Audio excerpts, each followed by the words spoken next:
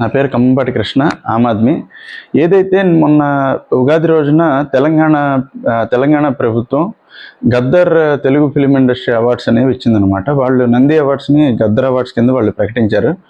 So ఆ టైంలో megastar Chiranjeevi గారు ఆంధ్రప్రదేశ్ను కూడా రిక్వెస్ట్ చేశారు. ఆయన ఏం రిక్వెస్ట్ చేశారంటే, ఆంధ్రప్రదేశ్ ప్రభుత్వం కూడా ఆలోచించి ఇలాంటి కళాకారులు ఎవరైతే ఉన్నారో సినిమాలకు సంబంధించి ప్రోత్సాహకాలు ఇవ్వాలని చెప్పేసి ఆయన రిక్వెస్ట్ చేశారు. సో అది పెద్ద తప్పేం కాదు కదా. ఆయన చాలా మర్యాదగా మాట్లాడారు, చాలా మర్యాదగా చెప్పారనమాట.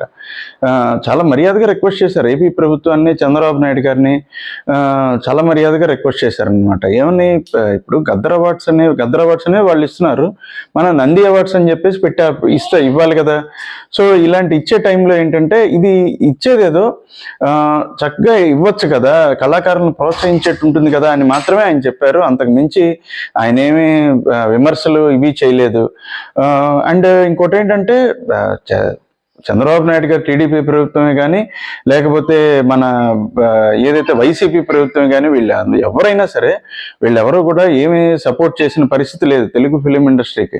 అంటే ఎప్పుడైనా సరే కళాకారులు అనే వాళ్ళకి ఖచ్చితంగా ప్రోత్సాహకం ఇచ్చే విధంగా ప్రభుత్వాలు ఉండాలి. ఎందుకంటే ఏదో రకంగా సినిమా ఇండస్ట్రీ వల్ల ప్రభుత్వానికి చాలా చాలా చాలా పన్నులు అనేవి వస్తూ ఉంటాయి అన్నమాట. జిఎస్టీ రూపంలో కానీ ఏ రూపంలో అయినా సరే వస్తూనే ఉంటాయి. ఎంటర్టైన్మెంట్ ట్యాక్స్ కానీ ఏదైనా సరే ఆంధ్రప్రదేశ్ ప్రభుత్వానికి కూడా వస్తూనే ఉంటాయి. కాబట్టి ఈ ప్రోత్సాహకాలు ఇస్తే బాగుంటుంది అని చెప్పేసి దీన్ని నెగిటివ్గా తీసుకొని ఇష్టం వచ్చినట్టు మెగాస్టార్ గారి గురించి మాట్లాడడం ఏదైతే ఉందో ఇది నిజంగా చాలా బాధాకరమైన విషయం.